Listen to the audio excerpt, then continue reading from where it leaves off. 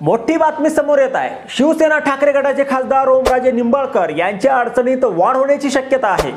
ओमराजे निंबाळकर, कैलास पाटील यांच्यासह त्यांच्या 2 अंगरक्षक अशा एकूण 4 जणांवर गुन्हा दाखल करण्याचे आदेश निवडणूक आयोगाकडून देण्यात आलेले आहेत।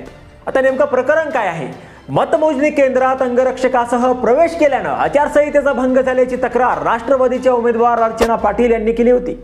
त्यानंतर आता निवडणूक आयोगाकडून ओमराजे निंबाळकर, कैलास पाटील यांच्यावर गुन्हा दाखल करण्याचे आदेश निवडणूक आयोगाकडून देण्यात आलेले आहेत। आता शिवसेना ठाकरे गटाचे खासदार ओमराजे निंबाळकर आणि आमदार कैलास पाटील यांच्या विरोधात आचारसंहिता भंगाचा गुन्हा दाखल करण्याचे आदेश निवडणूक आयोगाकडून देण्यात आले आहेत। निवडणूक निर्णय अधिकारी तथा जिल्हाधिकारी डॉक्टर सचिन ओंबासे यांनी गुन्हा दाखल करण्याचे आदेश दिलेले आहेत। राष्ट्रवादी काँग्रेस अजित पवार गटाच्या उमेदवार अर्चना पाटील यांनी ओमराजे व कैलास पाटील यांच्या विरोधात आचारसंहिता भंगाची लेखी तक्रार केली होती। पोलीस अधीक्षक अतुल कुलकर्णी यांनी चौकशी करून अहवाल सादर केला। त्यानंतर निवडणूक आयोगाकडून या प्रकरणात गुन्हा दाखल करण्याचे आदेश देण्यात आलेले आहेत। राष्ट्रवादी काँग्रेस अजित पवार गटाच्या उमेदवार अर्चना पाटील यांनी ओमराजे व कैलास पाटील यांच्या विरोधात आचारसंहिता भंगाची लेखी तक्रार केली होती।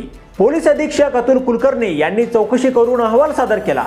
त्यानंतर निवडणूक आयोगाकडून या प्रकरणात गुन्हा दाखल करण्याचे आदेश आलेले आहेत। राष्ट्रवादीचे उमेदवार अर्चना पाटील त्यांनी त्यांचे उमेदवार प्रतिनिधी रेवणसिद्ध लामतुरे यांच्या माध्यमातून जिल्हा निवडणूक निर्णय अधिकारी यांच्याकडे लेखी तक्रार केली होती।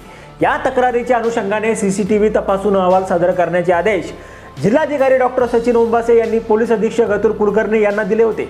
त्यात मतमोजणी केंद्रात आमदार कैलास पाटील व उमेदवार खासदार ओमराजे निंबाळकर हे नियमाला डावलून अंगरक्षकासह वावर करताना दिसून आले।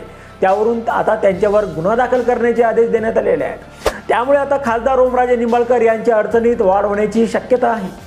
आता यावर तुम्हाला काय वाटतं? तुमचं मत कमेंट बॉक्समध्ये लिहायला विसरू नका। व्हिडिओ आवडला असेल तर जास्तीत जास्त शेअर करा आणि आतापर्यंत मराठी जनता आपण आपल्या या चॅनलला सबस्क्राइब जर केलेलं नसेल तर चॅनलला सबस्क्राइब करा।